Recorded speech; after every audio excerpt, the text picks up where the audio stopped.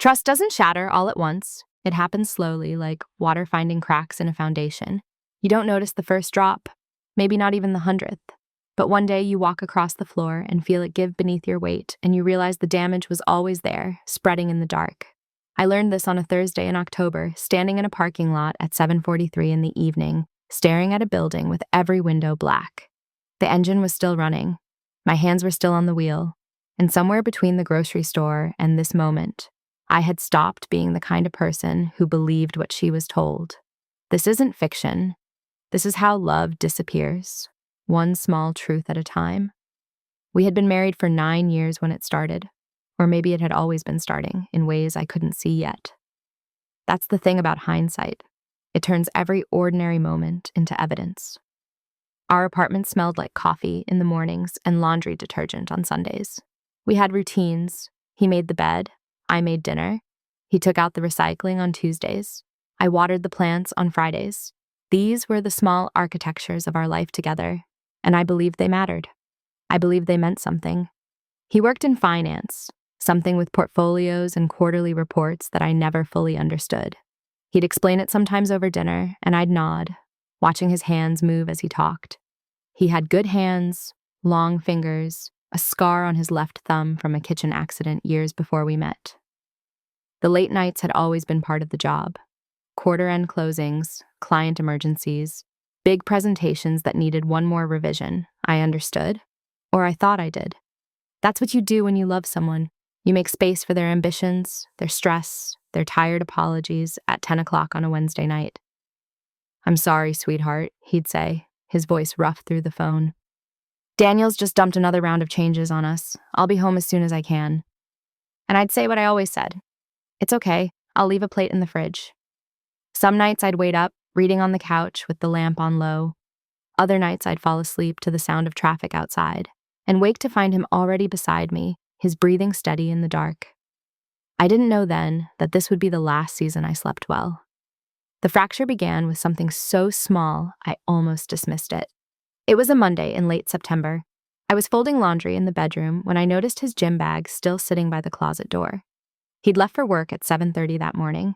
It was now 6 in the evening. I texted him, "You forgot your gym bag. 3 dots appeared, disappeared, appeared again. Won't need it tonight. Working late." I stared at the message.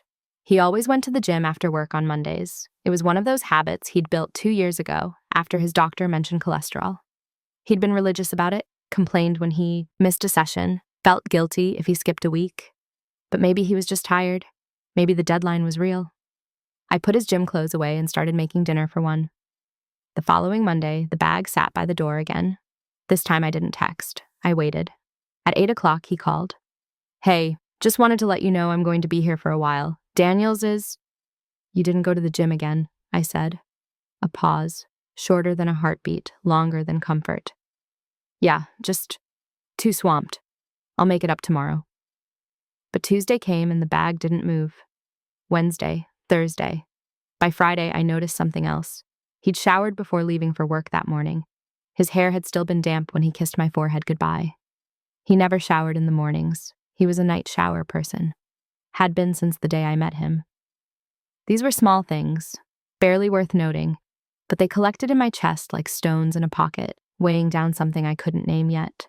October arrived cold and early. The leaves turned overnight, and suddenly every tree on our street looked like it was bleeding gold. The late nights continued. 3 times a week became 4. 4 became 5.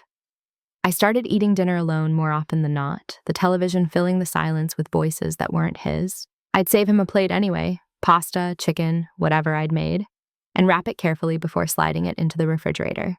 Some mornings I'd find it untouched, still wrapped, pushed to the back behind the milk. "I grabbed something at the office," he'd say, kissing the top of my head while pouring coffee. "Didn't want to wake you by heating it up." I wanted to believe him.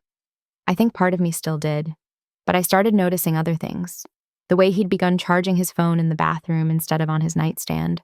The way he'd stopped telling me small stories about his day, the frustrating client, the funny email, the meeting that ran too long.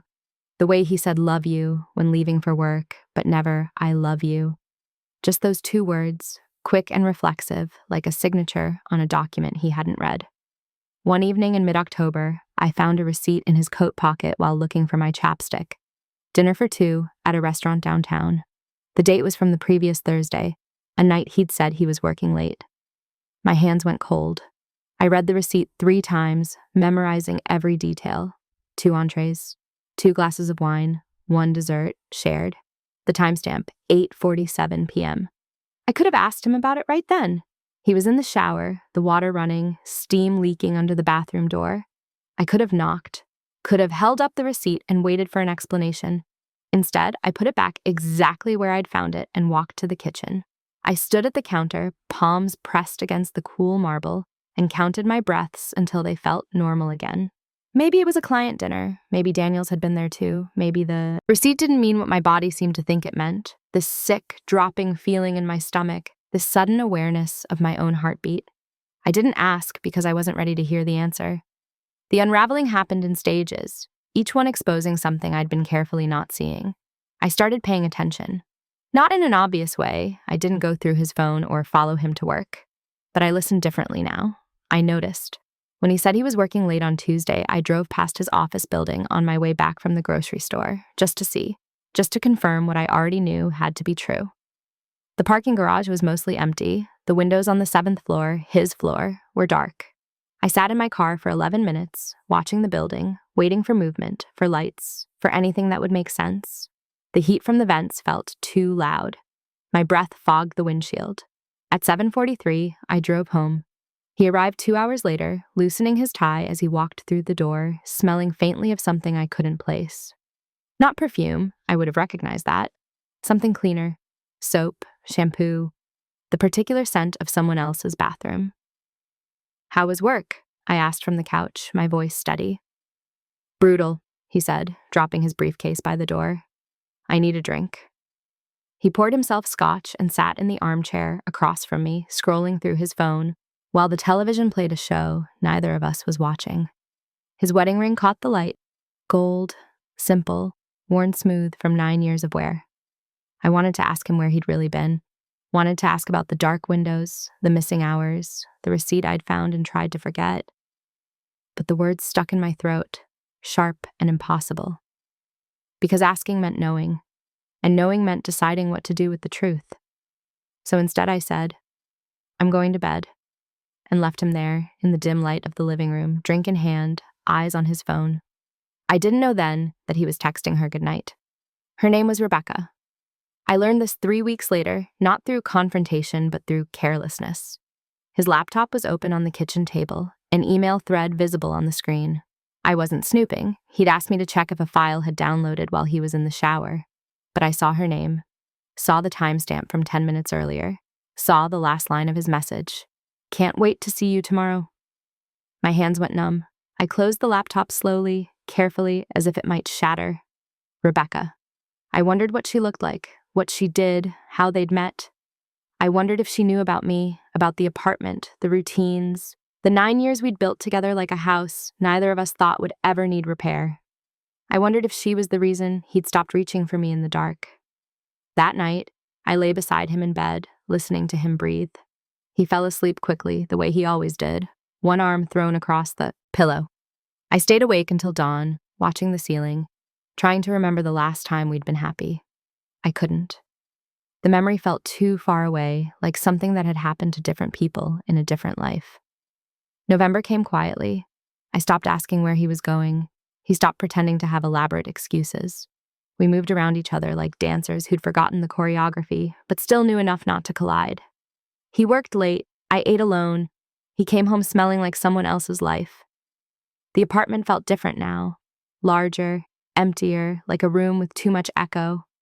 I started noticing sounds I'd never paid attention to before. The refrigerator's hum, the clock in the hallway ticking, the absence of his keys in the bowl by the door. I thought about leaving, thought about packing a bag and going to my sister's place upstate, letting the distance clarify what proximity had made so confusing. But leaving meant admitting something I still wasn't ready to say out loud. So I stayed. And he stayed. And we existed in this strange, quiet space where neither of us was lying anymore, but neither of us was telling the truth. One Wednesday afternoon, I was putting away groceries when I found the wine, a bottle of something expensive tucked behind the pasta boxes in the pantry. I didn't recognize the label, didn't remember buying it. I opened it that evening and poured myself a glass. Then another. By the time he came home at 10:15, I was sitting at the kitchen table with the empty bottle between my hands. "You're still up," he said, surprise flickering across his face. "I'm still up," I agreed. He looked at the bottle, looked at me. Something shifted in his expression. Guilt, maybe, or recognition. He opened his mouth like he was going to say something important.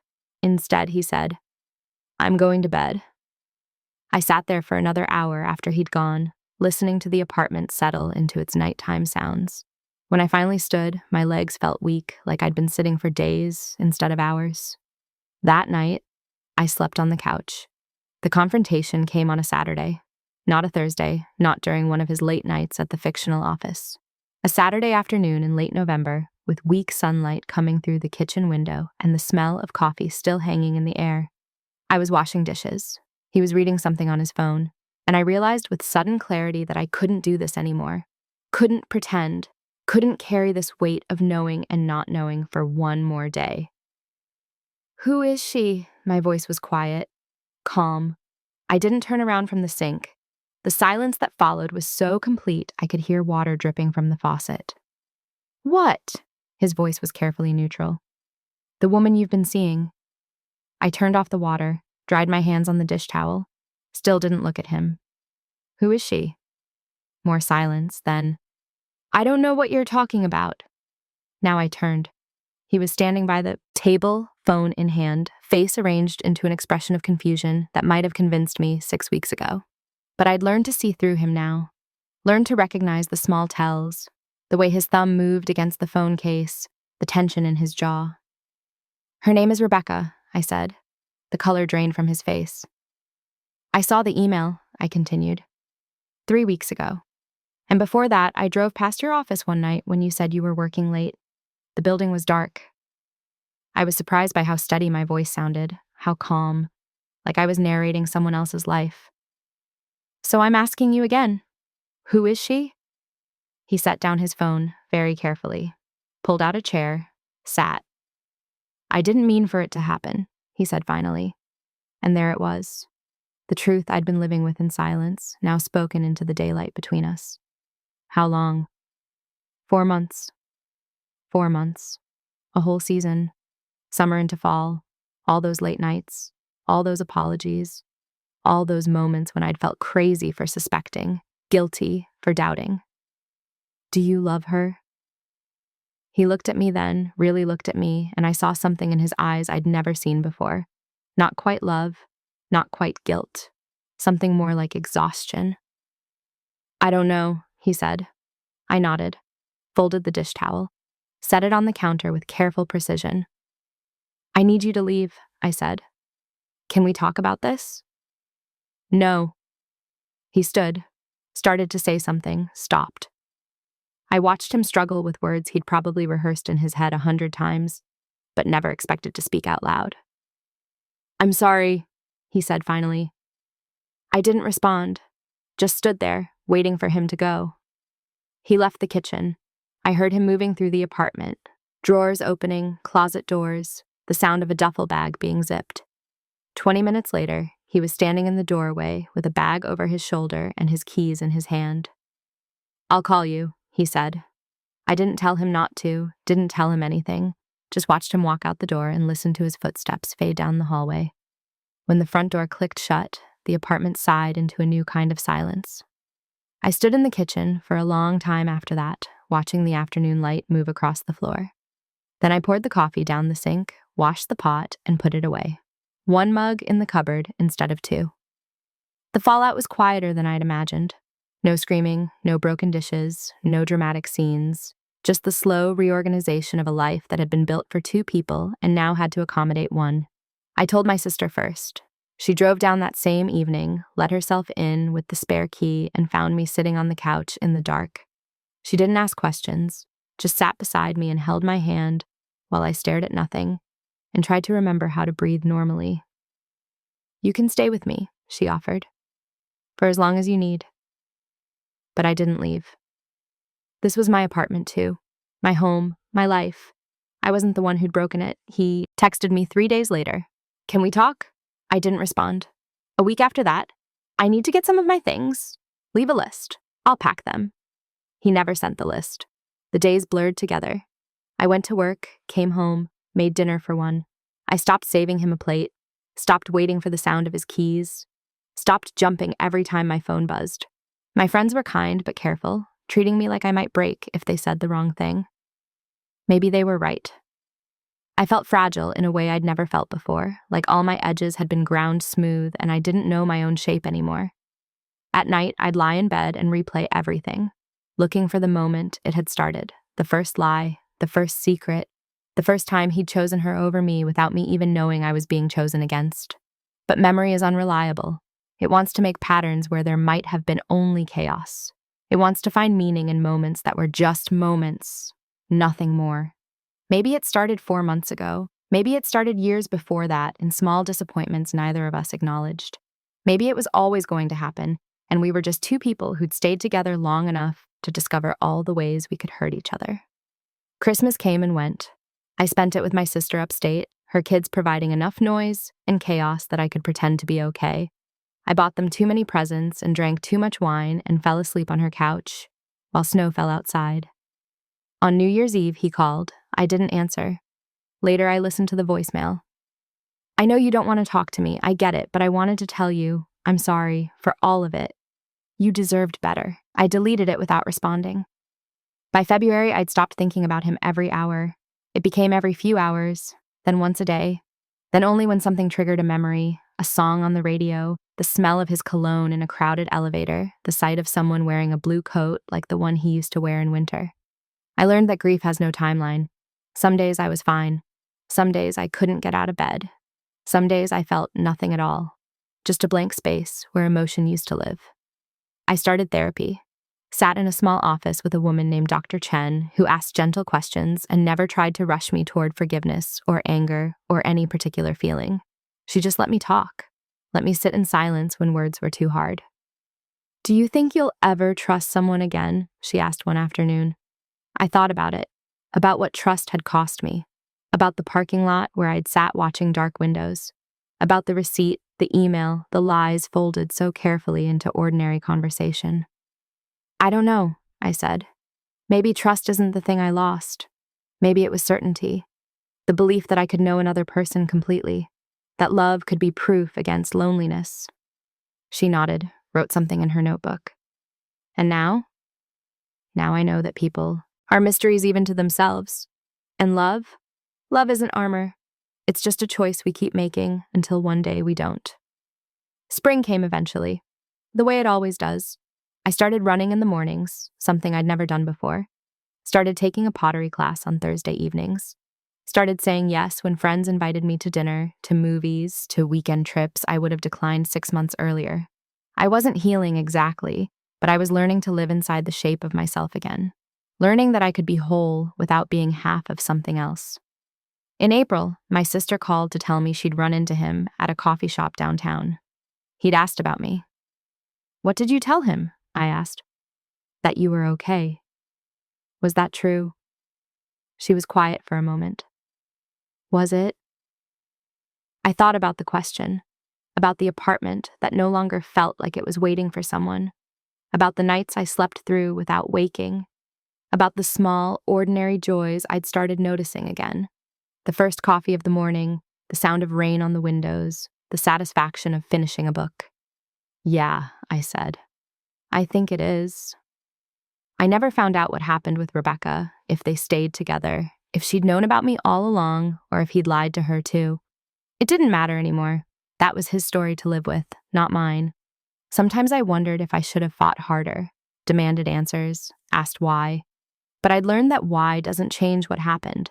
It doesn't undo the betrayal or restore the trust. It just adds more words to a story that already had too many. A year later, I saw him across the street. It was June, early evening, the kind of light that makes everything look golden and temporary. I was leaving the bookstore with 2 novels and a coffee when I spotted him on the opposite sidewalk, walking with someone I didn't recognize. They were laughing about something, his head tilted the way it used to tilt when he was truly happy. For a moment, I considered crossing the street, saying hello, proving to myself that I was mature enough, healed enough, to be civil.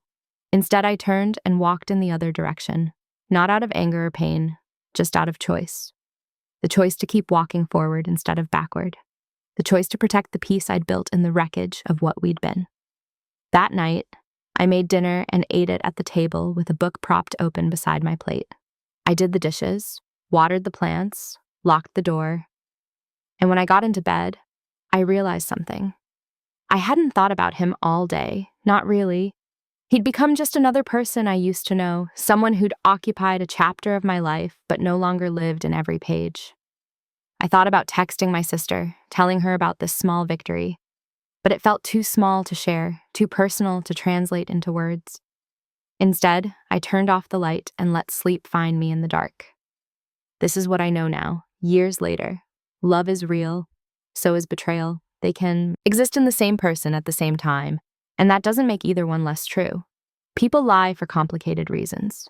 Fear, shame, the terrible weight of wanting two lives at once. This doesn't excuse it, but it makes it human. Some things can't be forgiven, not because forgiveness is impossible, but because it costs more than you're willing to pay. And that's okay. You're allowed to walk away from the work of forgiving someone who broke you. Trust once shattered teaches you something you can never unlearn. That certainty is an illusion.